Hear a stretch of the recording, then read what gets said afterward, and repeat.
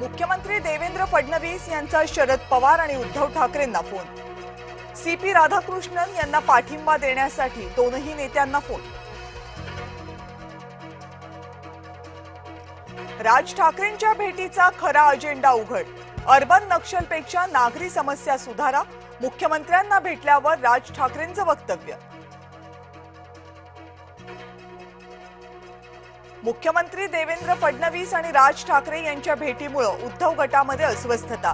ठाकरे बंधूंच्या युतीबाबत गोंधळ कायम।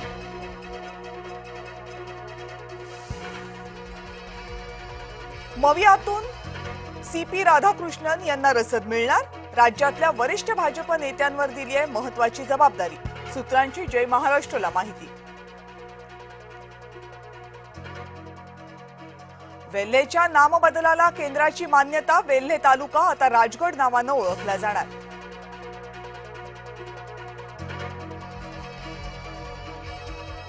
पर्युषण काळात कत्तलखाने सुरूच राहणार। मांसाहार करणाऱ्यांची पर्युषण काळातही चंगळ। जैन समुदायाला दिलासा द्यायला उच्च न्यायालयाचा नकार।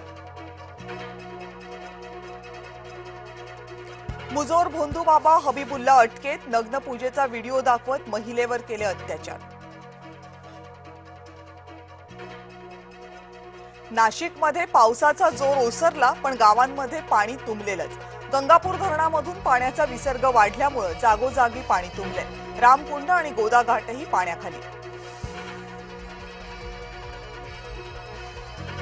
राहुल गांधी यांचा मतचोरीचा दावा फुसका निघाला। मतचोरीचा दावा सांगणाऱ्या संस्थेची माफी।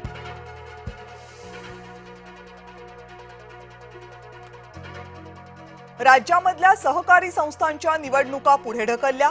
निवडणुका 30 सप्टेंबर पर्यंत पुढे ढकलल्या। अतिवृष्टीमुळे सहकार विभागाचा निर्णय।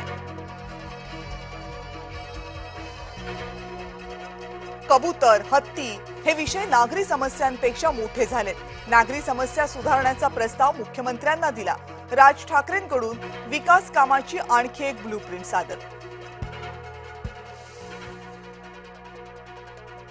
गदारोळात संसदेचं पावसाळी अधिवेशन संपलं। बिहार मतदार सुधारणेवर चर्चा करा। विरोधकांच्या सभागृहात घोषणा। गोंधळ करणाऱ्या सदस्यांकडून संसदीय परंपरेचा अपमान। सभापती ओम बिर्ला यांच्याकडून खेद व्यक्त।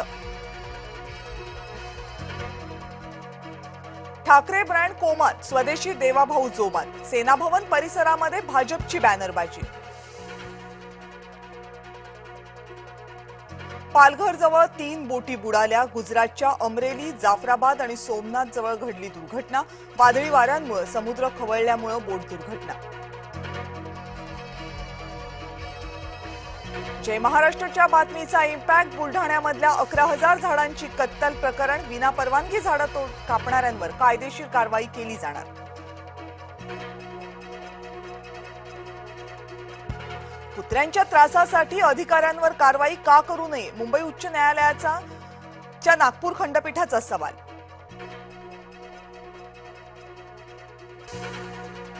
राज्यामध्ये 20,12,000 हेक्टर क्षेत्रावरील पिकांचं नुकसान। कृषी विभागाकडून प्राथमिक अंदाज जाहीर।